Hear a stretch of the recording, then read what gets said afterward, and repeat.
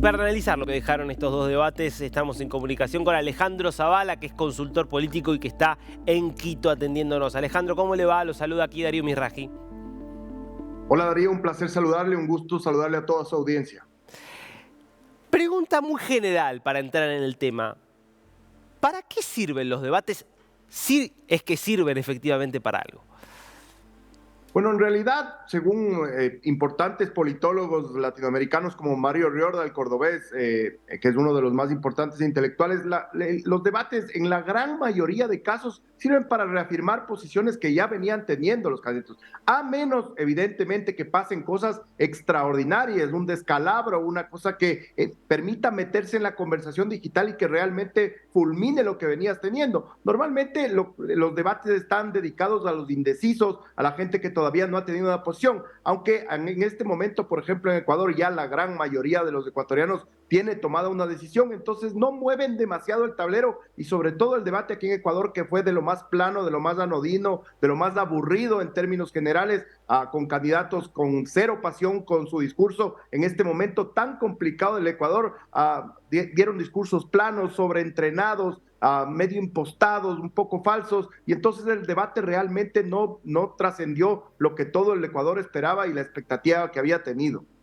Ahora, Alejandro, venimos justamente de una primera vuelta en la cual, contrariamente a esto que usted dice, y que efectivamente es algo en lo que se coincide cuando uno habla con cualquier experto en todo el mundo, un primer debate donde se dice que sí tuvo algún impacto, o por lo menos para explicar por qué Daniel Noboa, que no figuraba semanas antes entre los favoritos para entrar al balotaje, termina ingresando al balotaje, muchos dicen, bueno, pero se destacó en el debate.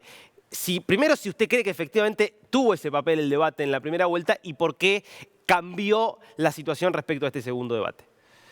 Eso es un tema absolutamente interesante y responde a un cambio de época, definitivamente, a un cambio en el desarrollo de las comunicaciones. Aquí en el Ecuador, Daniel Noboa antes del debate tenía 4 puntos apenas y por eso no fue blanco de polémicas ni de ataques. Pero sin embargo hay una cosa que se llama la conversación digital, este nuevo entorno virtual en donde los jóvenes en el Ecuador, de 13 millones que tiene el padrón electoral y pico, 7 millones son millennials y centennials. Estos tienen unos nuevos lugares, unos nuevos códigos, unas nuevas herramientas, unos nuevos lenguajes con los cuales se comunican. Y efectivamente, aunque es muy simplista decir que solo fue el debate, sí que el debate le puso en una espiral ascendente impresionante. Hay encuestas que dicen que subió de 14 a 16 puntos en 2 días. Eso es algo inédito, nunca había pasado al Ecuador y responde efectivamente a estos nuevos escenarios. Nosotros, los generación X, los boomers, estamos un poco de salida, empujados por esta nueva generación que ya no tiene la misma forma de comunicarse. Antes la única plataforma, la plataforma estrella era la televisión y la familia reunida alrededor de la televisión y los jóvenes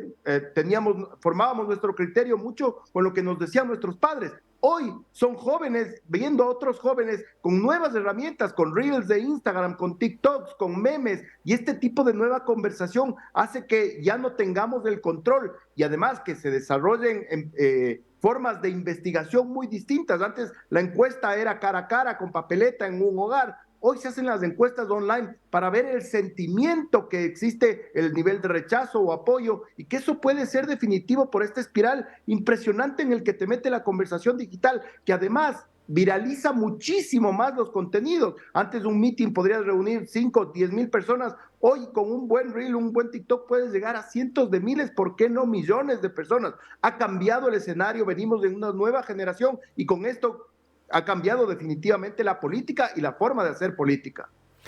Alejandro, ¿cómo se define quién gana y quién pierde en un debate? Porque la verdad es que uno después lo que suele ver muchas veces es que el que tiene inclinación por un candidato dice ganó mi candidato, el que tiene inclinación por otro dice ganó el otro candidato. ¿Hay criterios objetivos para determinar? No, bueno, no. El que más se destacó fue este, el que quedó peor parado fue este otro. Bueno, efectivamente lo que sucede ahí es que hay esta conversación que se llama la conversación del post-debate, en donde evidentemente cada una de las campañas o los cuartos de guerra tienen una estrategia para salir a decir que ellos ganaron. tiene sus operadores políticos, tiene sus propios medios de comunicación, tiene sus influenciadores que están desesperadamente tratando de apropiarse de quién ganó el debate. Sin embargo, la ventaja de la tecnología es que ahora podemos medir en línea y en tiempo real cómo está el sentimiento de la conversación digital. Y aquí hay una empresa muy prestigiosa que se dedica a eso, y ayer a la noche lo charlábamos.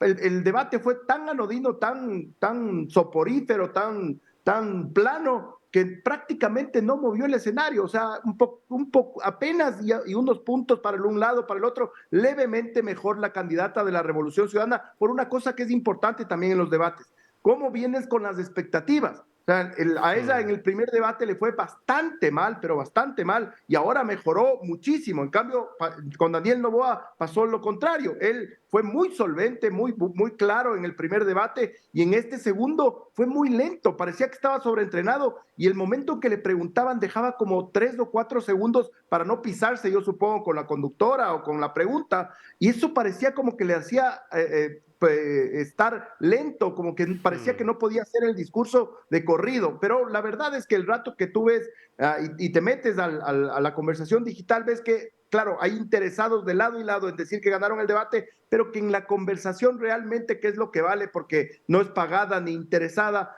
realmente el debate acá movió muy poco de lo que se pudo ver.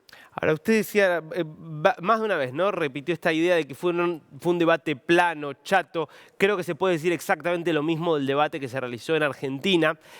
Hay contrastes bastante claros con lo que pasa en otras partes del mundo. Hace muy poquito fueron las elecciones en España y uno vio en ese caso, de un lado Pedro Sánchez, del otro lado Alberto Núñez Feijóo, en una mesa hablando, tac, tac, tac, tac, intercambiando, pisándose muchas veces, pero era un debate de verdad. No esta cosa acartonada, uno lo puede ver incluso en Francia, varios debates entre Emmanuel Macron y Marine Le Pen, en su momento también en Estados Unidos.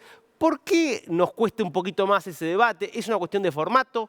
¿Es una cuestión de los candidatos, de cultura política? ¿Por dónde pasa? Yo creo que mucho tiene que ver con la excesiva polarización que existe en Latinoamérica, sobre todo desde que vinieron los gobiernos populistas. Hay una polarización tan fuerte que todo se vuelve sospechoso.